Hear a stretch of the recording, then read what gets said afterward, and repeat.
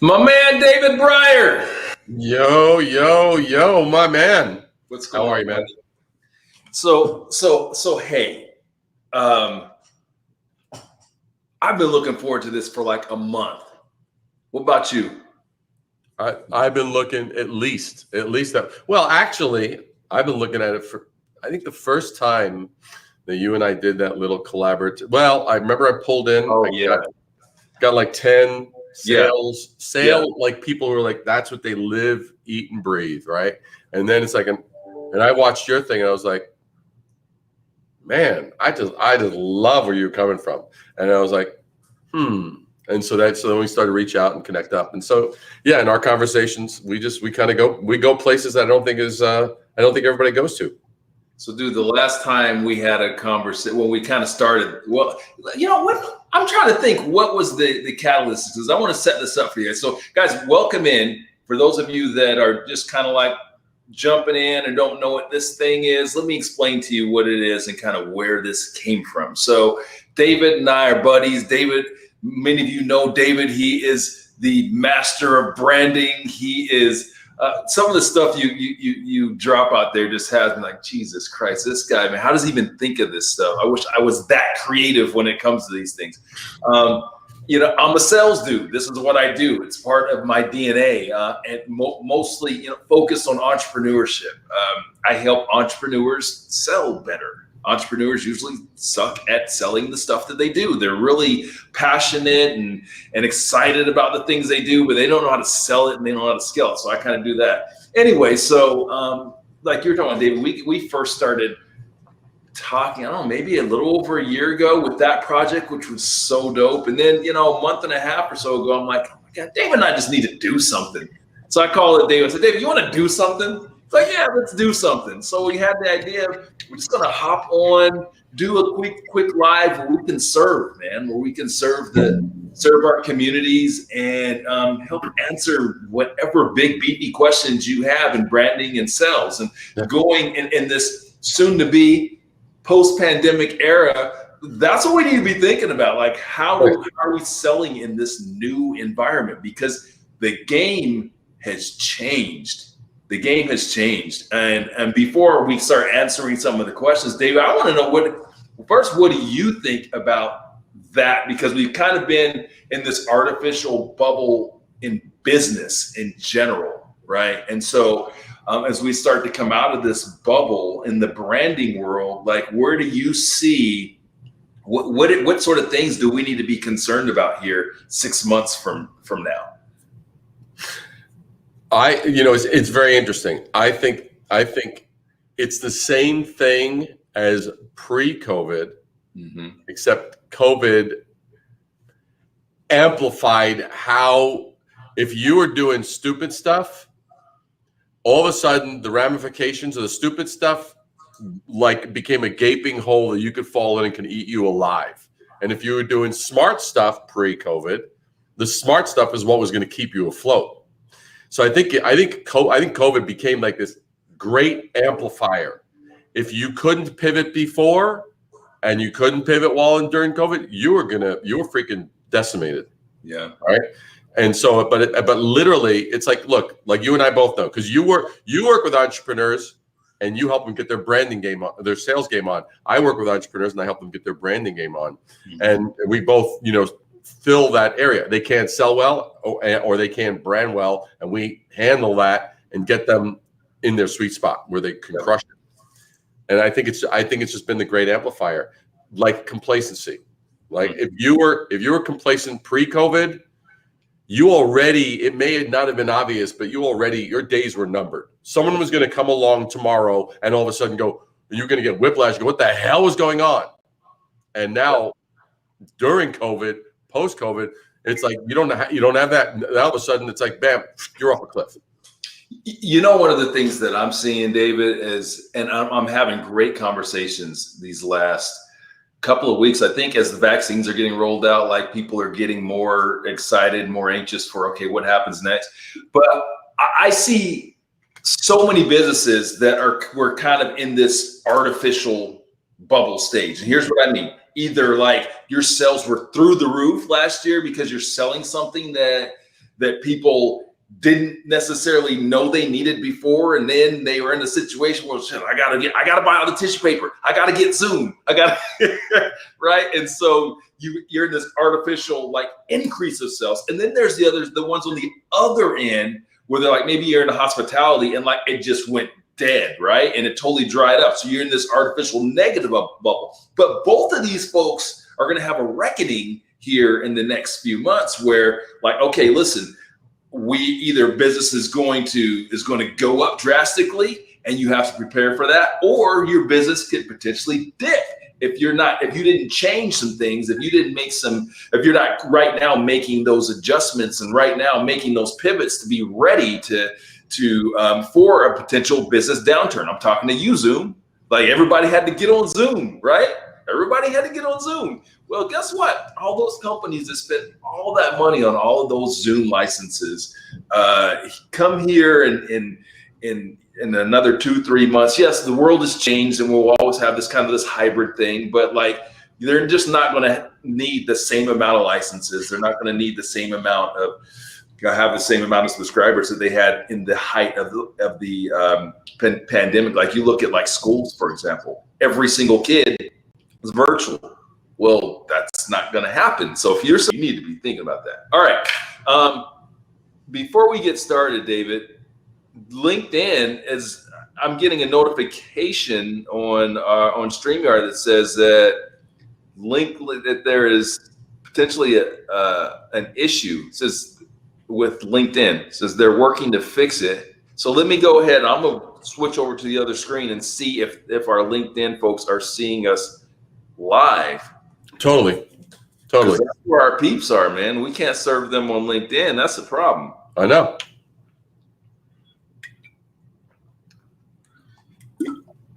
What do you think about what I just said in terms of like this next 3 months and the impact, or the next few months here? Well, I think it comes down to the bottom line is everything we talk about comes down to one common trait: staying alert, like being hyper alert, being aware of the macro, being aware of the micro, and not getting lazy. I am like that's the thing. You can't get lazy in terms of your observations. You can't get lazy in terms of your awareness. You can't get lazy in terms of the data and intel that you get, and you can't get lazy in terms of the conclusions you come to. Like I love asking questions of a client. I'll go, "Hey, blah blah blah blah blah blah," and they'll go, "Da da da da da da da." I go, "That was a really lazy answer. Mm-hmm. You really didn't look. Mm-hmm. I'm going to give you a second chance." Boom. And I'll just ask them again. Then they look at, "Oh, well, all right." It's like, don't bring autopilot to the game ever. You can't, and no one that we ever admired, I don't care, sales, sports, art, culture, the lazy ones, they were the one-hit wonders. Yeah. Right? You want to last marathon, you want to like have the stamina and the sustainability, bam, you got to just be bringing it. And that's the easier way to go anyway. Yeah. It's exhausting to be lazy. It's exhausting to be like, "Oh yeah, okay, blah, blah, blah, boom," and just like go through the motions. It's like, that's exhausting.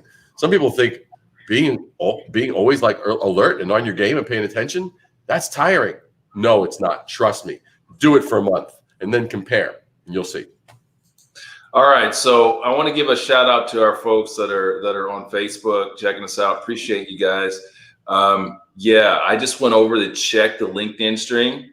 Yep, and I've got another error from StreamYard saying we're having trouble streaming to LinkedIn. This may be an issue LinkedIn's in. We'll keep trying, let you know if it's resolved. Please check LinkedIn to ensure the stream looks okay. It does not look okay, StreamYard. It's not working.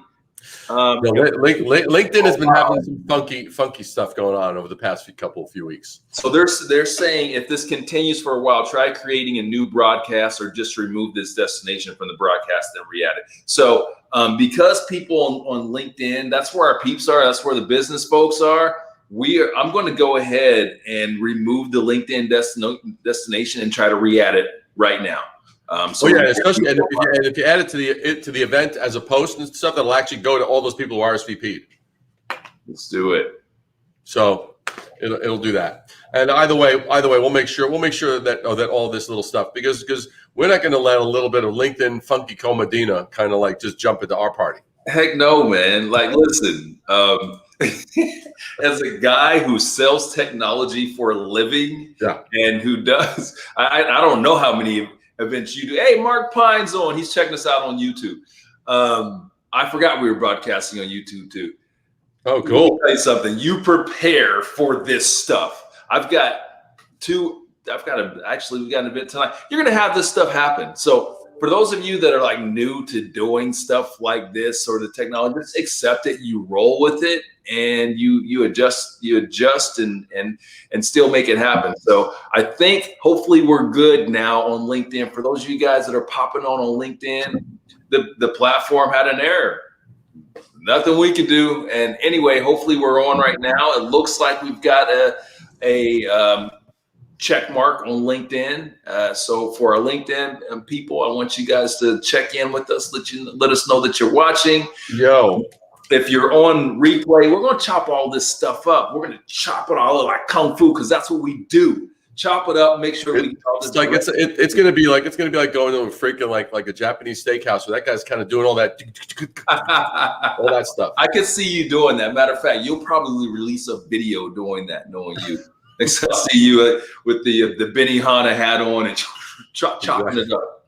All right, so I'm going to check one more time and just make sure I've got it looks like we're good with LinkedIn. So let's hop into this. Guys, I want to encourage you to ask any questions that you have. Again, David and I wanted to do this for our fam, for our team, for our tribe, for our folks out there that are in business and just looking to get a little edge. Maybe you've got a branding question or concern, you've got a sales question or concern, and we want to. All right, Michael's on. So it looks like LinkedIn, we are working. Skyler. The Skymeister. That's your guy. What's up, Skyler? Yo. Have you been hearing what the hell? Skyler has been crushing it with the rebrand we've been doing for him. He slayed it, dude. He crushed it like a freaking dragon last week. Skyler, you're gonna have to let me know about that, my friend. All right, let's get Skyler, man. It's like Ronnell's gonna go, what? He's gonna go, what? Skyler, I'd love to have your input too. Skyler is a great example of, where we just talked about this artificial. Oh, we didn't. So I'm going to repeat what I said before when LinkedIn was messing up and not broadcasting. So LinkedIn was linked out. That's right. A lot of you guys are in artificial or have been in artificial bubbles. Not a lot of them. All of us have been in these artificial business bubbles throughout this past year. What I mean by artificial bubbles is that either your business was like through the roof, like a lot of my tech friends, or your business was in the dumps, right? And artificial because we had these artificial circumstances, these once in a lifetime circumstances that brought us there. So if you're in tech, maybe your product that people didn't know they had to have, they figured out, oh, I got to have this. And so they bought all that shit in 2020. Or you were someone like in the hospitality industry who just everything dried up because people weren't traveling. Well, these are artificial bubbles that we're coming out of. Are you prepared for it? Are you prepared for that potential business downturn? I'm talking to my tech guys. I'm talking to my software as a service guys. Here's the reality. You're just not going to sell you're not going to be able to get away with doing or putting in the amount of work that you were able to put in last year and to be successful. People aren't going to be begging you for your stuff. You're going to have to get back to selling. For our folks that are in industries like hospitality, hey, you're about to get some business. It's coming. Are you prepared for it? Are you ready for it? That's kind of what we talked about a little bit when LinkedIn was messing up on us. James, say what, Buckley, my guy? What's happening? Look at what Skyler told you. 1 week, 7. No way. No. He was texting me every day, like when he was closing another deal.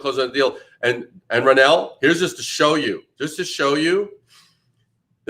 the result. We haven't even fully unleashed his rebrand. That we changed 3 words in how he actually described what he did for his and prospects are going, huh? Sales calls, you're going to know the value of this. Sales calls went from an average of 10 minutes to now about 40 to 45 minutes because people wanted to know more. That's what's up. Skyler, I'm happy for you, my friend. Make sure I'm going to be hitting you up when we come out there for Business and Bourbon in Salt Lake. I want you to be part of that, my friend. All right. First question.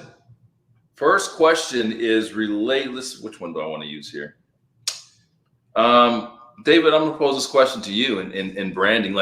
So technology has obviously, you know, our use of technology has ticked up significantly in this last year through a lot of forced adoption in ways. What are some of the technologies or tools that you think small businesses should be using going here into, well, now moving forward, that can help them in their branding efforts? Great question. All right, here's my answer. I know you're gonna love this answer. This is when you and I start talking. Why wouldn't I love it? So it goes like this.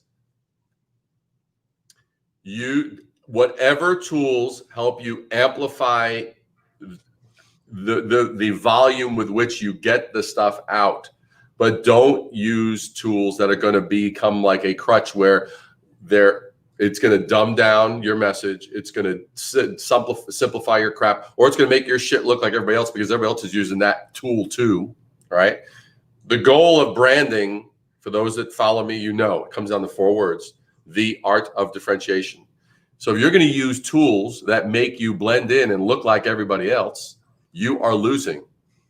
I don't care if you say, well, wait a second, we have 10,000, 15,000, 20,000, 100,000, 1 million followers, whatever. If you are giving them that crap, that will be meaningless. Your engagement, your traction, your relevance, your ability to stand out and be meaningful will fail. So yes, tools that help you get it out. So any tools, you know, whether it's to help get on social platforms, you know, drive visibility and do different things, those are tools that are good. But don't use ones that dumb you down, because I will tell you, I look at some of the stuff, it makes me cringe, some of the stupid little shit, because they got a little app on their little phone, and they pop this other, and it looks like a little piece of dribbly. I call it freaking, you know how tofu is flavorless and spongy? Mm-hmm. That's what your posts look like when you use that automated shit. Flavorless, beige, and spongy. And you don't want flavorless, beige, and spongy branding. That's my answer. Love it. Love it. All right. So I got an impromptu answer for you guys here. This is what I do. Yeah, I step off screen. So where did he go? Listen.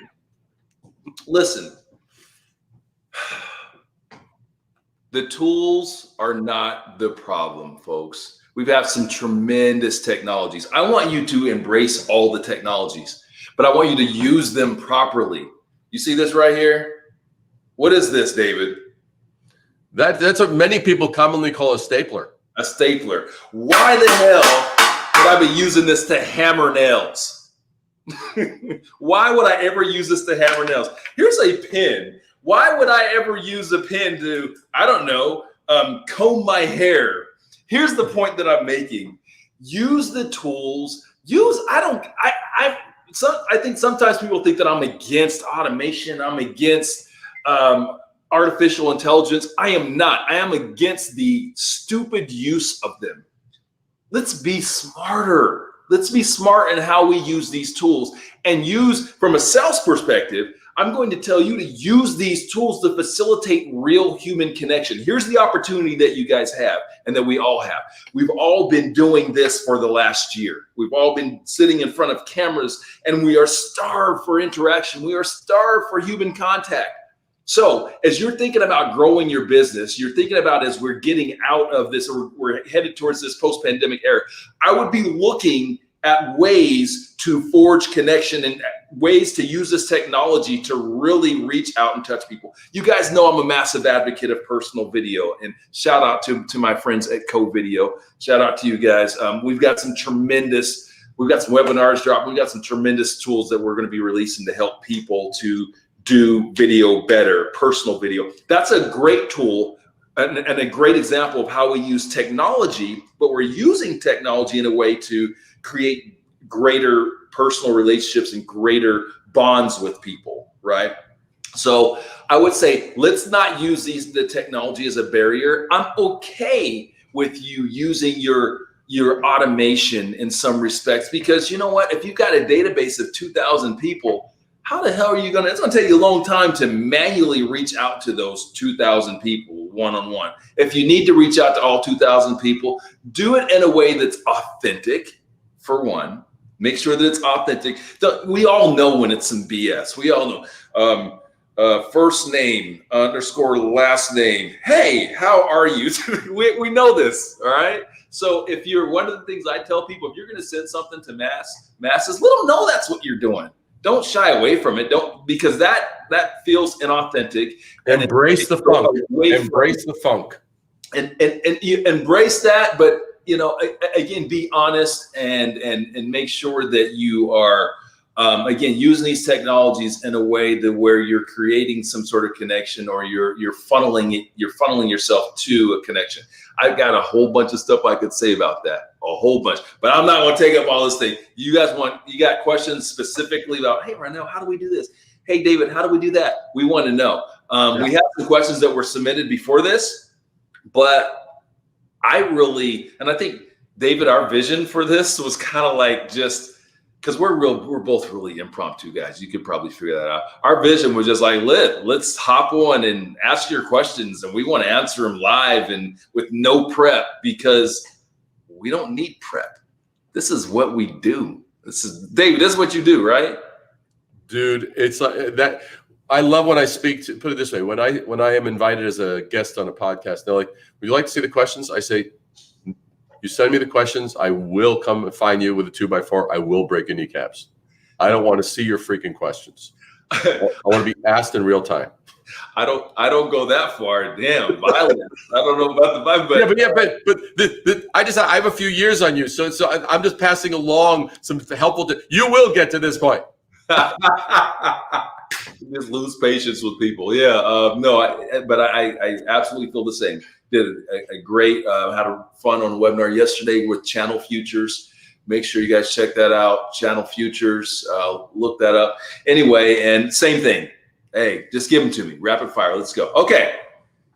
Next question. Unless we've got something in the comments that people want to ask. Are you peeking in the comments too, David? I am peeking in the comments. I don't see people dropping some questions. I mean, it's like, so if you got any specific questions with regard to branding or selling, and the thing, and I want, one point I want to be real clear. Even though it's like, you know, we are focused on these specific areas, there's such an overlap in where we share our philosophy and the role of people in this, and the role of entrepreneurialism, and also just not being lazy, not being complacent, and not staying hungry. So it's like, so we'll give it to you from all sides. So if you've got specific questions, and see, I love it. See, Scally's right there. He says, David, you've threatened me a few times with a 2x4. See, it's like, and they keep coming back. They know, because they know that I'm in it. They know that I freaking will never, and I know you're the same way, I will never, if someone's like, I really can't, blah, blah, blah. I said, what? I said, I'm sorry, you just used the word. It's not probably vocabulary. What was that word? It's like, I know you really, and it rhymed with ant. It's like, what the hell is that word? And so any self-negation, any of that stuff, I call them out, because there's no one that can negate ourselves more than we can ourselves. And that accountability, so critical. Yeah. But let me tell you something, David. I'm never going to get there, because brothers cannot get away with threatening their clients. That does not work for me. It works for you, but that's not going to work for me. And I don't think people are ever going to be cool with it's like, but you know you can get away with? What's that? Next time, you just tell them, next time we get together, I am buying you the cheapest bourbon that has ever been manufactured. See, that's actually a challenge that, okay. All right. We'll think about that. I don't know. My heart can do that. All right. Next question.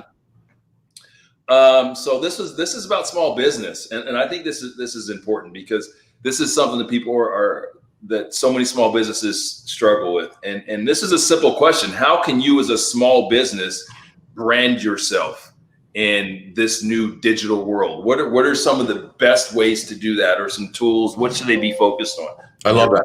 I love that. All right. So here's the thing. I'm going to get this. I'm about to tell you will either make you hundreds of thousands, if not millions of dollars. What I'm about to tell you will do that. Branding isn't a matter of size.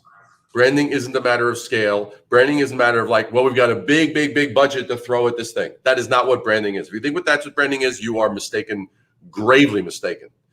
What branding is, if you understand this, I said it before, I'm going to keep repeating it because this has made my clients well in excess of 2 billion. Probably at this point, it's approaching 3 billion in generated sales for my clients. Here's the deal. It comes down to the art of differentiation. If you embrace, how are you different? How are you not going to sound like everybody else? How are you not going to add to the noise that's already going on in the marketplace? This applies equally to sales as it does to branding, because it's like, if you're doing it in sales, are you going to pitch everybody? Are you going to come to people with the same pitch and schmooze and opening lines and icebreakers as everyone else? You will die. You will not survive. Same thing happens in branding. How are you going to use color and design and message and language and just your manner, your demeanor? Do they know you as a rebel? Do they know you as like the traditional blah, blah, blah, blah? Where do you fit into the whole dialogue that's going on?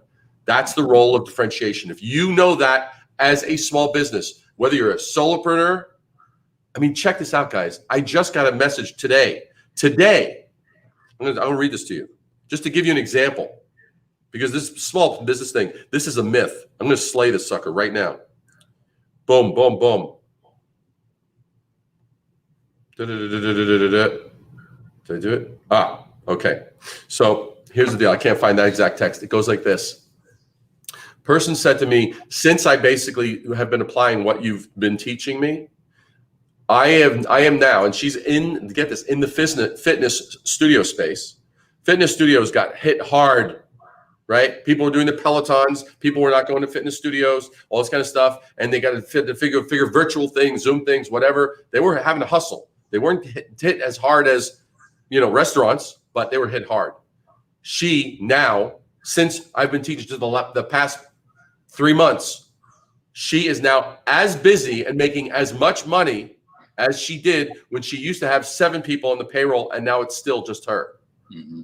Because she knows differentiation. So it's not a matter of she hired more people, she did different things. No, she embraced her point of distinction and differentiation. And that's how powerful it is. That's my answer. Love it. So here's what I'll add to that.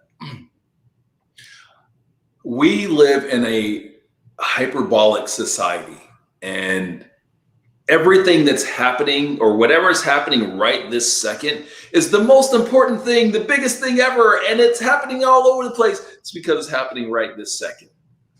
And when we think about branding and we think about, we'll use social media as an example, social media in particular, because that should be a major part of your branding, sales, and marketing strategy.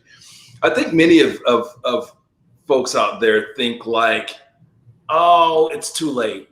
Oh, that ship has sailed. Oh, there's people that are already, a lot of people are already doing it.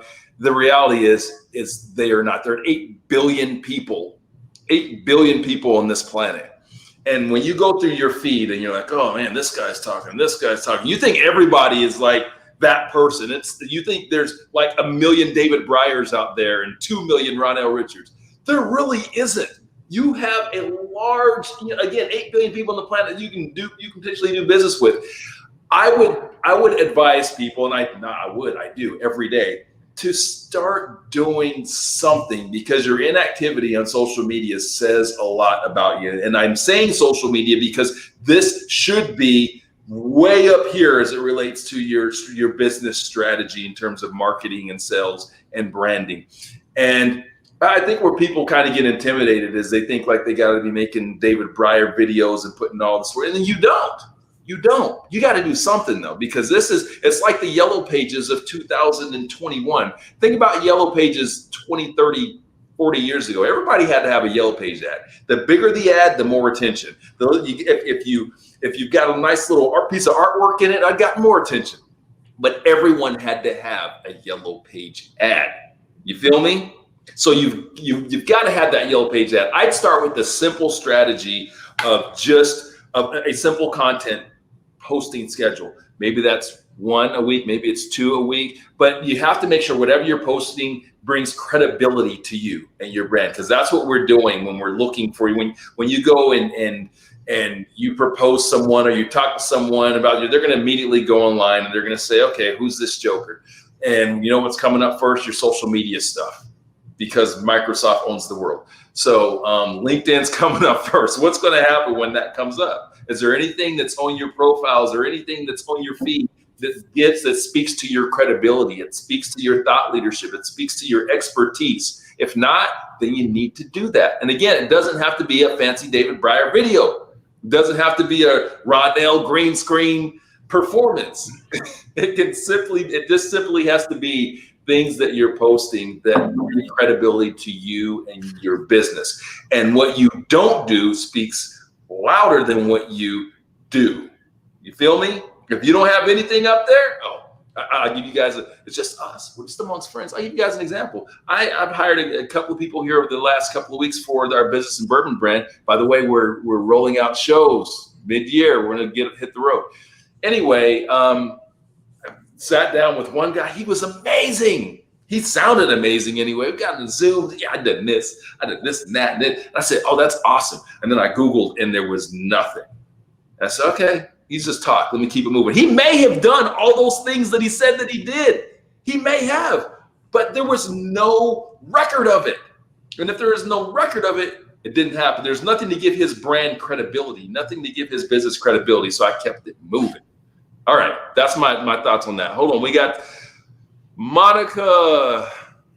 I haven't read your question yet, Monica, but we're popping up. What are the considerations when launching a service into a space where the target audience are CEOs and COOs in the weeds of their business? Monica, give me she has another one. Okay, so her second question or follow-up is most effective way to connect with C-suite for introduction. Ooh, I love it. And I got you. I got you, Monica. Well, why don't you hit this one first, then I'll follow on you. So, Monica, my friend, David had mentioned something earlier when he talked about branding and talked about doing things that other people aren't doing or standing out. It's the same thing in the sales world and in the prospecting world. Think about what our competitors are doing and think about let me back up. Right now, we have all been inundated with marketing and sales pitches from any and everyone. Think about what we're getting. Your decision makers are getting the same stuff. And most of what they're getting is the lazy stuff, because I'm gonna call people out. Most salespeople are lazy, super lazy. I'm lazy, I know, but I'm smart. There's a difference. So they're sending emails, they're sending direct messages, and they're sending them en masse, and they are leaving out. They're doing things that are easy for them to do and don't require much effort, right, to actually touch someone. So 2 things, and this is going to sound dumb and sound super obvious, but it is what it is. Pick up the damn phone. Okay, pick up. How do I call them? Find their numbers. Listen, connect with them on LinkedIn. Get their cell phone numbers. Use Sales Intel. Use all these damn great tools that we have. Just Google. We don't Google enough. Google. Do the research. Do targeted research. Make sure that you find your people and reach out and take a quality over quantity approach. Second thing, video. Personal video. If you need to know how to do this, stay tuned, because we got webinars coming out on this. But personal videos, using personal video and email, using personal video and text. I do this stuff every single day to connect to C-levels. every single day. So as opposed to doing what other people are doing, which is sending out some templated email and saying, okay, hope, and sending it to 1,000 CEOs in hopes of 10 of them responding, take the time to build your database and find 20 CEOs, 10 CEOs or C-levels that you have super high alignment with, meaning that you know them, you know their business, you know what matters to them, you serve that specific type of CEO, that specific type of C-level on an intimate level, you know their business, and then use video, personal video to reach out to them. And your personal video and email, your personal video and direct message and LinkedIn will be super effective. You need some strategies in terms of how to actually, what do you say? Reach out to me. I'm happy to help. But that's my basic advice. Go back to some of this old school stuff and use some of the new school tech to do some of the old school stuff. Yeah. I agree with what Ronnell basically covered. And also just one other thing. Monica, and you could respond. I'm curious, are the people that you're reaching out to, are these people that you already have as, like, for example, first level connections on LinkedIn? I'd love to know. And we'll wait for her to answer that. And while she is, I want to address Chris's question, because he had a question about your book. He said, in your book, Brand Intervention, how do you go about making your brand a party? It starts with whiskey. That's what I do.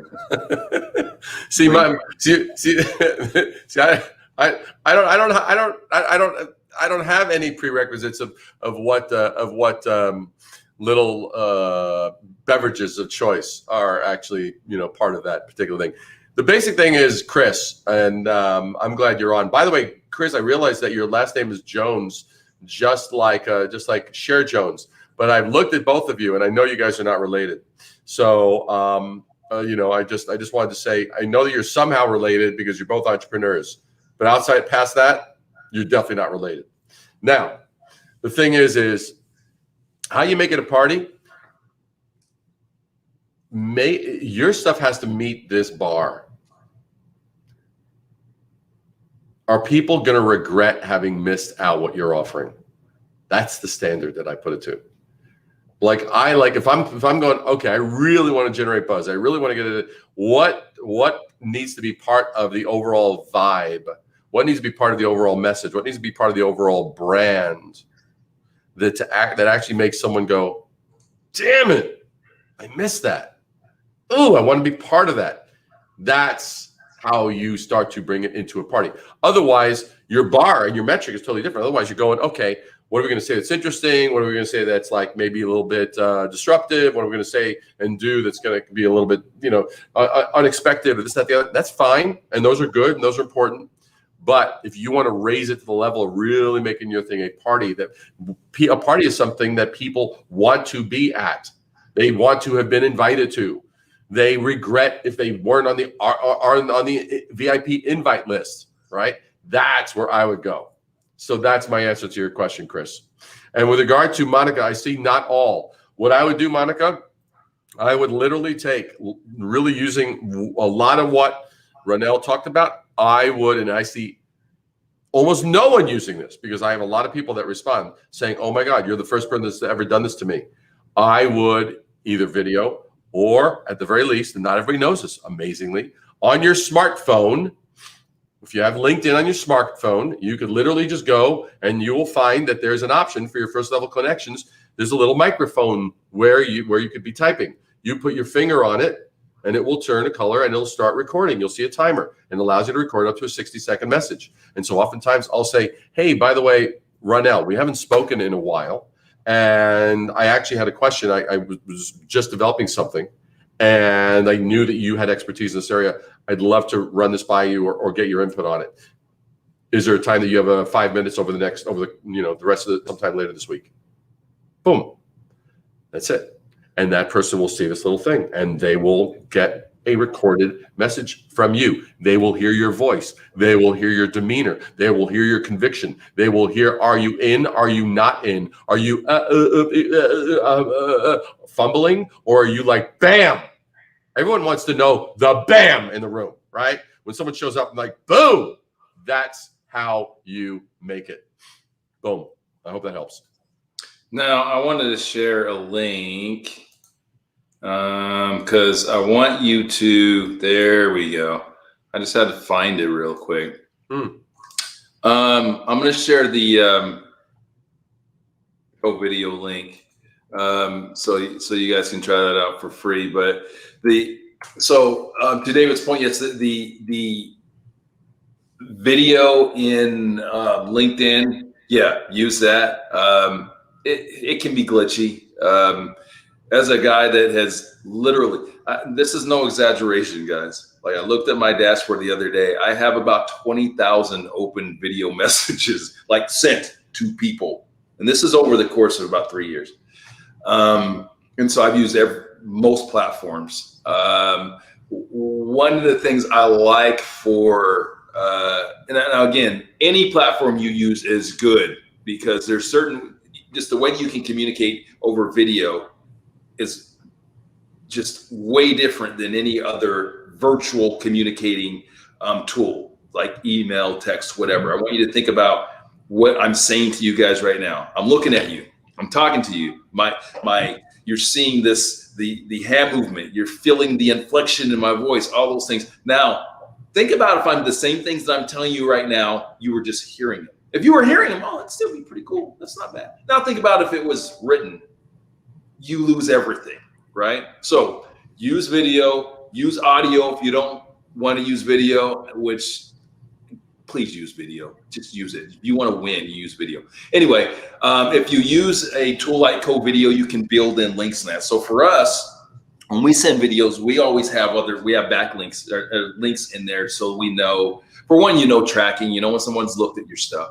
And then, I've got calendar links and other links that are always changing depending on who I'm talking to. So if I'm talking to you and I'm saying, hey, listen, David, really love the opportunity to meet with you, man. This is what we're doing. We're killing it out there. Because you really shouldn't be too verbose in your first outreach to anyone. All right. For you guys that have watched my Goes Down in the DMs webinar, you know that I'm all about being very succinct and simple when it comes to our initial outreach. Who are you? What you do, what's in it for me. That's what we need to be articulating. So you articulate that, but by including links below in your, like with Co-Video, you can do that, include links. You can give them some more information, right? So if I'm like, hey, look, this is what I do, this is what I'm about, love to meet with you. And then, hey, I've also included some links down here. So if you want to check that out on your free time, you can see what my event's like, or you can see what we do, whatever. It's extremely effective. And you guys have a lot of success with it. But here's the caveat: there is a little bit of magic that has to happen. A little bit of magic. I'm gonna share with y'all what the magic is. I'm gonna share with you the magic. Consistency. That's what many of you lack, and that is what your competition, most of them, lack as well. So I can give you this tool. I can give you the directions on how to use it, but you got to go out there and you got to use it. You got to use it every week. You got to use it every day. And if you do that, I guarantee you'll be successful. So Monica, that's our long way of answering your question. But I just want to make sure people don't think this. Ronnell did not just say that you're not telling them to go every week to the same people giving it. You're talking about consistently to your folks. Right, consistency in your prospecting efforts. So it's not so Ronnell did not just say, okay, every day send a video to the same people, every week send a video. That's not what he said. Yeah. Clarity. Thanks for clarifying that. Yes, I'm just talking about consistency in those efforts, because a lot of times, especially in the sales world, that's what we lack. We'll go out there and we'll prospect 20 people and we'll feel good about it, and that'll be that. And then maybe we get back to it, a month later. No, set up a regular cadence and make sure that we're prospecting every week. You should always be working on building your business, whether that is, 10 people you're reaching out to a week, or it's 100. I am more of a fan of less is more, because most of you guys are in a solution business. So you need to be focused on quality outreach. Do the database work. Find the right people that you can serve, and then reach out to those people and consistently put efforts to that. Okay, that's a mouthful. Monica, I know. I know, but hey, if you guys want any further direction or have some questions for David or myself, please make sure, if you're not already connected to us, please make sure you're connecting to us. Reach out to Dave. What's the best way for people to connect with you, Dave, or to contact you with questions, or if they want to work with you? Well, I mean, of course, LinkedIn if we're not already connected. But for easy memory, risingabovethenoise.com. RISING. Risingabovethenoise.com. Bam. Yeah. Yes, and for me, it is LinkedIn, of course, or chillinginthenoise.net. I'm just messing with you, Dave. I'm like, what the hell is he talking about? I'm like, and then he ends up that long thing with .net. I'm like, oh. .org. No, RonnellRichards.com. Y'all know where I'm at. Make sure that you guys are going to businessandbourbon.live. We're going to be rolling out, man. I'm so excited to kick off this post-pandemic world of events. We've loved our virtual events. They've been so much fun. We appreciate all of the people that support it, but like, we're getting back out there on the road and we're going to see all y'all. So come through, wear your mask if you want. We'll have plenty of liquor. So plenty of bourbon and whiskey. So tons of sanitizer. And we're coming to David City. So David's going to come out. All right, let's get another question. That's going to be awesome. I don't know that the world is ready for you and me to be in the same place at the same time, but whatever. It might implode. All right, I got to go over to the. I'm going to this worksheet to look for another one of the questions that were asked. If you guys have a question, please feel free. Yeah. To ask it in your chat. Biggest challenge.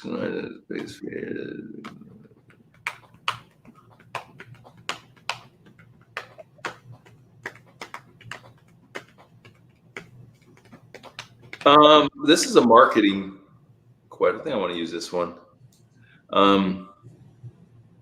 Where do you think people should be spending marketing money? What's your opinion on that?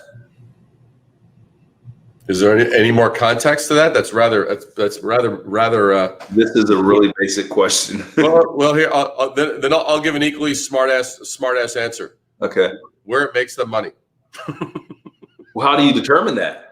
I'll tell you what I see a lot in not just in my world of consulting, but my own personal experience. Marketing becomes like a trial and error thing, right? And so, like, in a lot of smaller businesses don't see the value in it, as opposed to their direct sales outreach, because they've lost so much. Like, they did direct mail and that didn't work. They did email and that didn't work. They did, they try everything, and every time it's like, okay, boom, there's $5,000. We got no deals. We got maybe one deal. Is there any particular areas that you feel like, hey, this is where maybe the bang for your buck is, or a philosophy that you have and that could maybe help SMBs? 100%. 100%. I am a major. I lean in. I do about 80 to 85% give, and like 15% ask. And what I mean by that is like give. Like, here's my barometer, and this makes it useful. I always ask myself, will my target audience who's coming across this content someplace, will they be rewarded at the end of that time, that 30 seconds, that minute and a half, that 2 minutes, whatever it is? Will they have been rewarded so that they're like, wow, I learned something, I got smarter, I felt that gave me a little better insight, I walked away a little more armed than when I came? So that to me is the thing. If I am routinely having that as an outcome of them interacting with me, I will rise in their eyes as having a reputation, be seen as an expert, be seen as the go-to person when they do have a question. So all of a sudden I start to dominate in that way. That's the way I found it to really be most effective. I mean, we hear the terms add value. At this point, it's almost become cliche. Give, it's almost become cliche. All that kind of stuff. put out information that is of use to that. You don't put out information to make yourself look smarter. That's bullshit. That's superficial. People will see through that. That's not your job. You come out there with like, hey, you look, you observe, what is this person not doing that could be better? What is this person maybe doing inefficiently that actually tweaked can actually be smarter? And how can I provide some insight into that and build content around those things? You do that, that is where you will reap. And then you can add on top of that. If you want to do some ads, you want to do some paid for, that's fine. But to me, that's foundational. That is the thing that will give you. And it's a marathon play. It's not a short play. Well, there is the key. There is the key. So what I'll add to that, again, in my experience, 20 years of running companies, and I had that was something I struggled with. So the things that you just mentioned and the things I mentioned prior to, in terms of, hey, trying something and trying another thing and trying this and trying that and never seeing the return on it, was something that I experienced. And it's because I really didn't understand what it was what success looked like and what I should have been trying to accomplish, and looked at it in terms of, okay, X amount of money, this capital outlay, I need X amount of return, within a reasonable time period, 90 days, whatever. So the first thing to understand is that any marketing effort is the long term, is the long game. It's the long game. You have to be focused on the long game. Secondly, I share your philosophy in terms of how you market. And it's also what I talk about a lot as it relates to sales and the sales process. So much of the sales process and marketing is me, right? Let me tell you about me. Let me tell you about us. Let me tell you, here's my value props. Here's my product. Here's our services. And it has to be more about them. It has to be more about who you're prospecting. It has to be who your potential client is. So from a marketing perspective, when you're thinking about it from the long game, if you use marketing assets like social media or email or whatever, and you're doing it in a way to where you're just delivering value. You're delivering value. The secondary benefit of that is it's establishing expertise and credibility. So if I'm just sending, like one of the things that we do, we send our Monday morning motivation, and it's just whatever the hell I feel like talking about, like that I think people might get some benefit from that particular week. So we'll send that out every Monday, mostly. And there's no pitch. There's no, hey, buy from me now. Hey, this is what we do. Oh, we got this going on. Or, hey, come look at us. It's just like, hey, look, this is what I'm thinking. Maybe it helps you out. And it helps to create these relational bonds, it helps to create relationships, and it helps to again, build credibility for the brand and keeps us in front of people. Think about that. I was talking to one of my clients earlier today about this. Like, there's how many people are in your network, of your extended network, your business database, whatever, that might have an opportunity for you, maybe today, maybe tomorrow, that won't come to you just because they forgot about you. We're not that important, guys. We are important in our little circle, but we're not that important to where, like, any of us can really afford to not nurture our network. So back to the marketing question, I think the first thing, when you think about marketing, the first thing you need to be thinking about is marketing your existing client base. That is simply nurturing your database. That's always going to be your quickest path to revenue, for one, because you don't have to do the whole other education piece.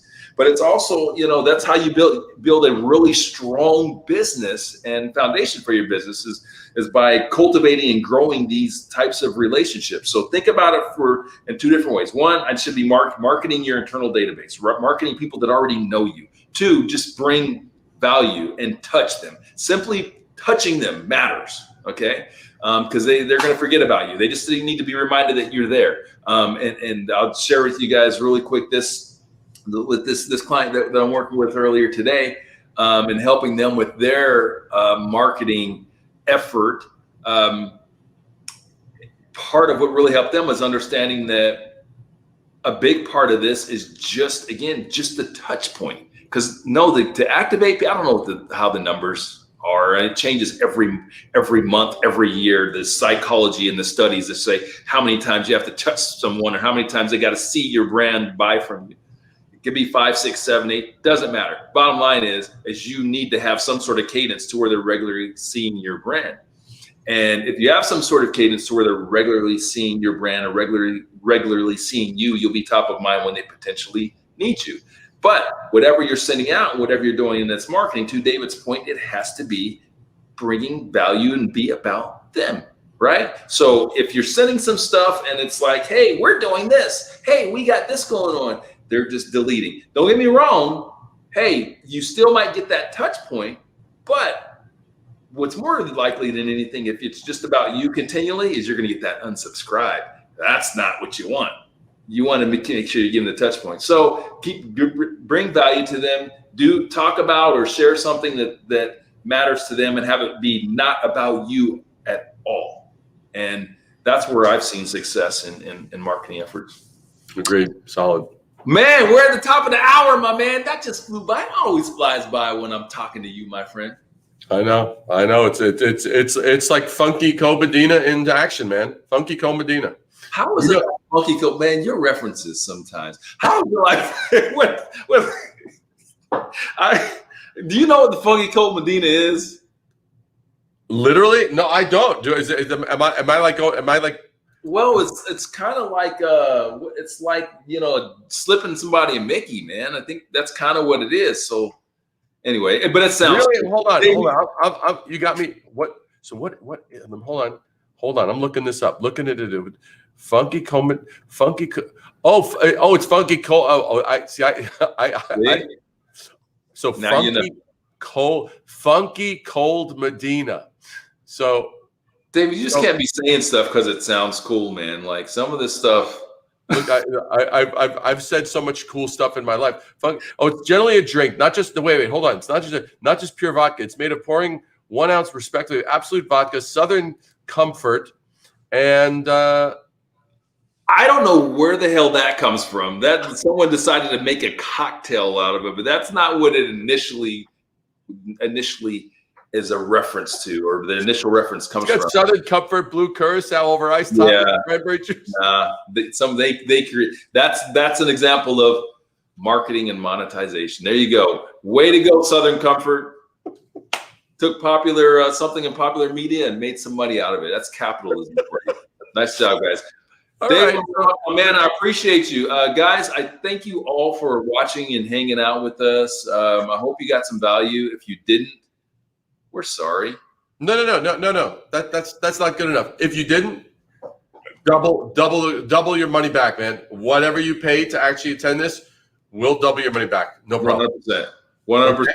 Reach out. Make sure if you're not connected to David or myself, you connect with us. If we can help you any further, you got some questions, reach one out. And with that, we're out, man. You guys have a good rest of your day. David, thanks for hanging out with me, buddy. Totally. Always great to speak with you. And guys, crush it. Crush it. For those of you that are listening and watching and enjoying, crush it. Seriously. Don't settle for, I tried. Don't settle for, I gave it my best. That's lazy stuff. Don't get lazy. Your dreams are at stake. Your dreams are worth fighting for. Kick some butt now. Slay it.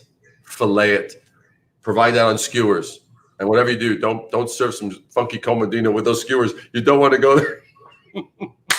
Peace.